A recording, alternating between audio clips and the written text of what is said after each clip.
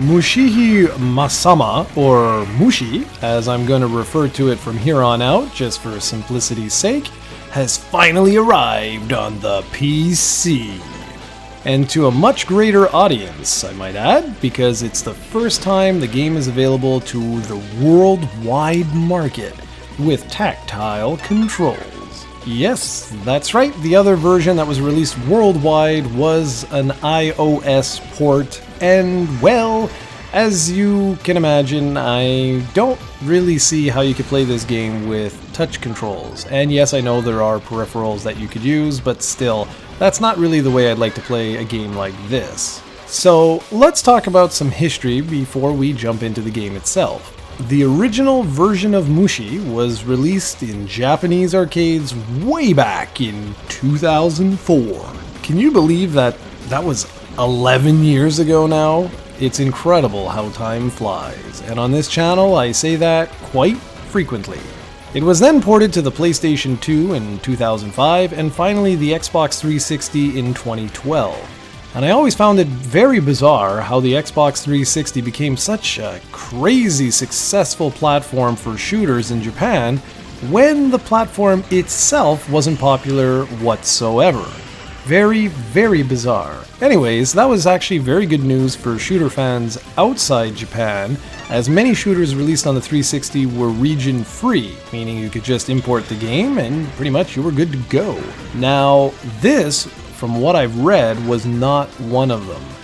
Having Mushi on Steam is an absolute godsend because it allows so many more people to experience this fantastic shooter with relative ease. And the version 1.5 expansion, or Arrange mode, is also available to the masses via DLC for the first time ever. Previously, it was only available in extremely limited quantities. Mushi features a really bizarre storyline, but then again, don't pretty much all shooters? Basically, a princess is out to save her people by taking out the Koiju god. What is a Koiju, you ask? Well, it's basically a really big bug. You play as Reko, who rides a huge insect and takes out countless other bugs along her way to defeating the Koiju god. And I'm actually not joking, the story is something like that. But you know the way it is. With shooters, it's all about the gameplay, so let's talk about that. Mushi is broken up into 5 levels of pure bullet hell, or Danmaku, as the Japanese call these type of shooters. Danmaku means barrage in Japanese, so it's kind of fitting, wouldn't you say? There are literally hundreds of thousands, if not millions, of bullets coming at you at any given moment. It takes countless hours of practice and memorization in order to beat this game unscathed, and even with tons of practice, you're gonna have a very hard time with this one.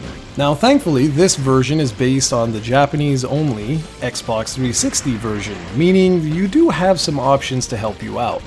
The game has 3 distinct gameplay modes. Normal, which is the original arcade version and actually wasn't featured in the 360 version, and that one, well, it's truly gonna test your skills. Then there's the Arrange mode, which is a remixed version of the game that has different shot patterns and enemy locations. And finally, a Novice mode, which has toned down difficulty, and get this, the game says relaxed gameplay. What you're seeing here in this video is made up of all the different modes. Now what makes this game so memorable is the fact that it was developed by Cave, the guys who pioneered the bullet hell subgenre of shooters. These bad boys are made up of ex-Toaplan developers, and that was actually, Toaplan was the guys that created the first bullet hell shooter, Batsugan. From there, they evolved, they learned, and well, with 10 years experience under their belt, they created Mushi.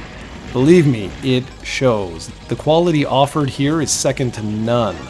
The established bullet patterns Cave are known for work sort of like mini puzzles, and they take a long time for newbies to figure out, and they require twitch skills you've only ever dreamed of having in order to surpass. The attention to detail is also spectacular. This is a legendary shooter, and it has earned its place among the very best shooters ever released. This version also supports local co-op, so grab a friend and have a blast. Now, speaking of fun, this is a phenomenal port. The last time I played this game was on my Japanese PlayStation 2, and my goodness is this port so much better.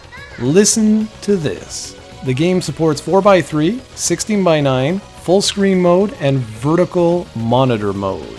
The controls are 100% customizable for both keyboard and controllers, and you can even use an arcade stick if you have one that works on PC, and that's how I played the game, because I like to replicate that arcade feeling. You can also tweak a whole bunch of options.